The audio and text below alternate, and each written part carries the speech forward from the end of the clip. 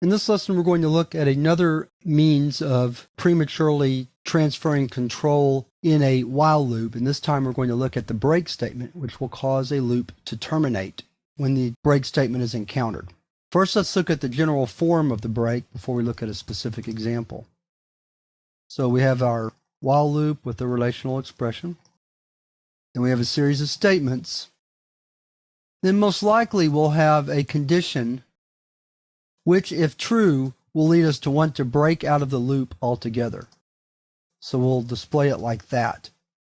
And then more statements to execute, perhaps, if this relational expression is false. So again, what happens is that the loop executes normally unless this if statement or the relational expression of the if statement returns true, and then the break is executed and control is transferred to the first statement after the while loop. So we can put as a comment, break transfers control to here. And that's unlike the continue statement, which will send the control back to the top of the loop. Break takes you completely out of the loop. So let's look at a more specific example. We'll call this program break.py. What we're going to do is we're going to write the averaging program we wrote earlier. We're not going to worry about grades so much this time. We're just going to average some numbers. So I'll put a variable there, though I don't really need it this time. We'll set a total up. We'll set up an average. And then we'll also set up a count to keep track of how many numbers we're entering. So then we'll say while true. What's going to happen now is this loop is going to run continuously unless a sentinel value is entered, in which case we will then use break to stop the loop. So let's take a look at how that's going to work. So we prompt the user to enter a number. We'll get it in using raw input and convert it to float, so we can have floating point numbers if we choose to. Then we're going to say if number is equal to -1, break. Otherwise, add it to the total and increment the count by 1. And that will take us back to the top of the loop. And then when we're finished, we compute the average divided by the count and then print the average.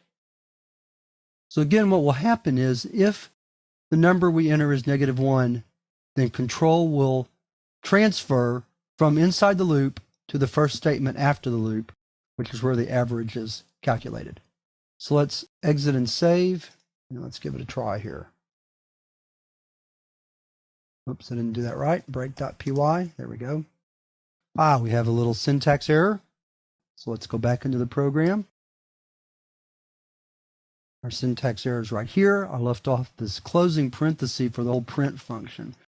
Very common to do when you're typing. I'm looking at this, as I'm typing this parenthesis, I'm seeing that parenthesis as the match, when of course that's the match for this parenthesis. So I need a second closing parenthesis to fix it up. There we go. Let's clear the screen. Try it again. That's much better. Let's do some very easy calculations. So here I enter -1. -1 triggers the break. So we break out of the loop and we compute the average. Let's run it one more time with just some random numbers. That's going to really mess our average up. That's going to mess it up even more. And so there's our average.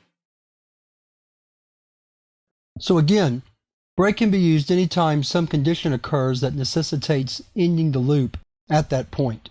I wouldn't recommend writing this program in the style I've used here. I just used this style for demonstration purposes.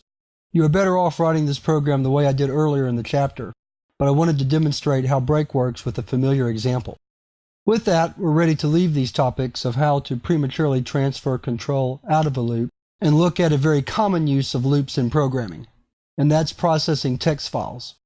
And we'll cover working with text files in the next 2 lessons.